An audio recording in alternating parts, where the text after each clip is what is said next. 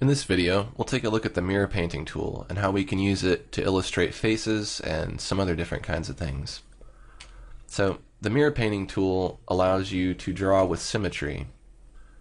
For instance, I will make a new layer here, do some drawing on it, and you'll see that anything that I draw on one side gets repeated on the other. So it works pretty well for drawing faces and facades and pretty much anything that has symmetry. However, one thing I want to say about this tool is that in real life nothing is really that symmetrical.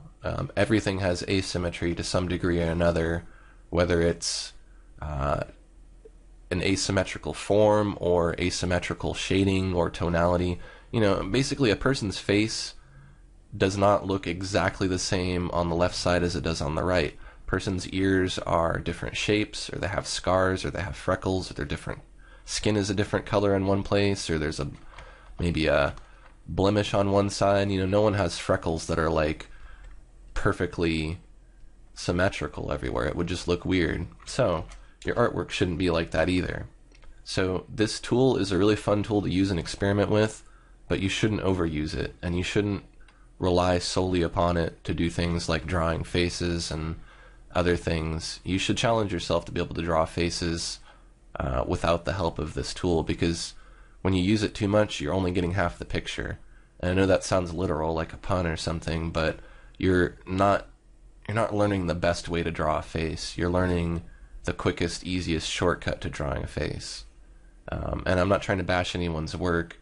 I know there's some really popular digital artists out there whose most of their portfolio is made by drawing women's faces using the mirror painting tool, and apparently they make pretty good money and are pretty successful at doing it. But I think there's more to be learned, and it's easier to challenge yourself if you learn to draw things without the aid of a symmetry tool.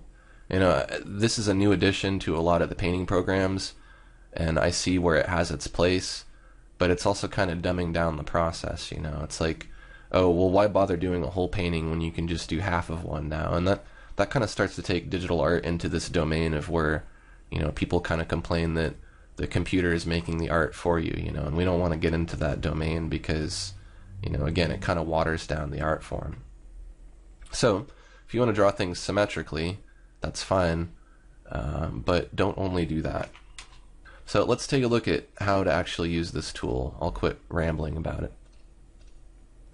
You can activate the mirror painting tool here by clicking on the mirror painting tool, and you'll get some options. You can turn it on and off with this on and off switch here. And if you wanted to move it around, you can click and tap with your pen and drag it. When you get this little up and down, left and right arrow tool, it's by clicking on this white dot here right in the center, and then we can move it. We can rotate it also if you click on the line, and you can rotate it. And if you find that you rotated it into some orientation that you don't like, you can just reset it by clicking the reset tool, and you just turn it back on, and it'll go back to how it was. Now, anytime you draw, whatever you draw on one side is going to show up on the other. So this can be really useful for sketching or painting faces, because then it's really easy to get a nice facial symmetry. You could use it for doing landscape paintings, if you wanted to try to get some kind of cool perspective thing going on here. I use it a lot just to kind of do concept art for like buildings and things, because you can make something that looks like a city with all kinds of roads coming out of it and stuff pretty quickly. These are just some rough sketches, but it gives you an idea. This could be like a palace or something with a spire on top. And you can really quickly get some really neat effects conceptually. However, again, too much symmetry, way too much symmetry. And I know you can go in and you can augment this and make it less symmetrical, But this is going to stick out in the human mind. The human mind expects to see asymmetry, and when it sees perfect symmetry, I don't know if it looks bad or it looks good, but it definitely stands out. And that might be good. It might draw more attention to your work, or it might make people look at it and just go, "Oh, you just used the mirror tool," And when I see a misuse or an overuse of the mirror tool, it doesn't impress me because I know how they made it. They just went in here and just did all that, and that doesn't mean that the artwork is any less important, as artwork. I mean, if it's a good image, it's a good image. It doesn't matter how you made it. But I don't think you're learning quite as much if you're using this tool way too often. Another good thing you could use it for, if you ever want to make those kind of Art Deco flourishes and motifs and things, this works really good for that.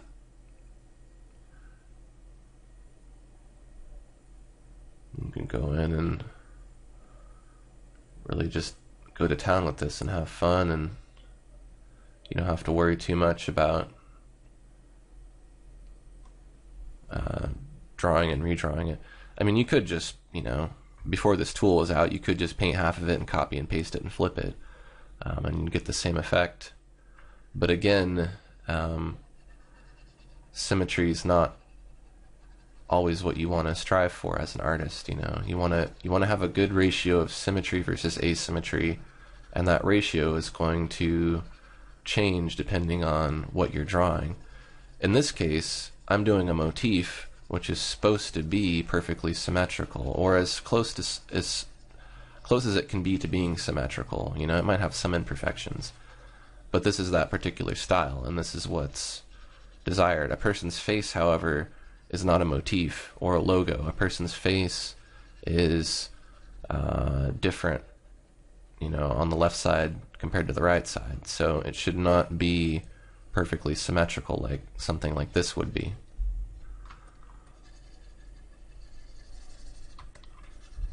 So anyways, you can see you get some pretty good results. Some ways to kind of alter your piece and make it less symmetrical would be to make sure that you're turning off your mirror painting first, and then you could go through and you could shade one side, of course, and that would give it some asymmetry because now the lighting's on one side and not on the other. And if you wanted to, you could use something like the Distorto tool or the Bulge or the Pinch. Let's use the Pinch, for instance, and make the eye a little bit smaller and tweak the ear a little bit, and just kind of tweak a couple spots here and there. The more, you don't want to overdo this, but if you do it here and there in a few spots, all of a sudden the stuff that was perfectly symmetrical isn't, and it doesn't stand out so much anymore. So I'll show you another example of that. Let's just start with a fresh face here. Our painting tool's on. Let's just pick a color here and we'll just go through and draw a face. Not going to be the world's best face here, but it'll be something.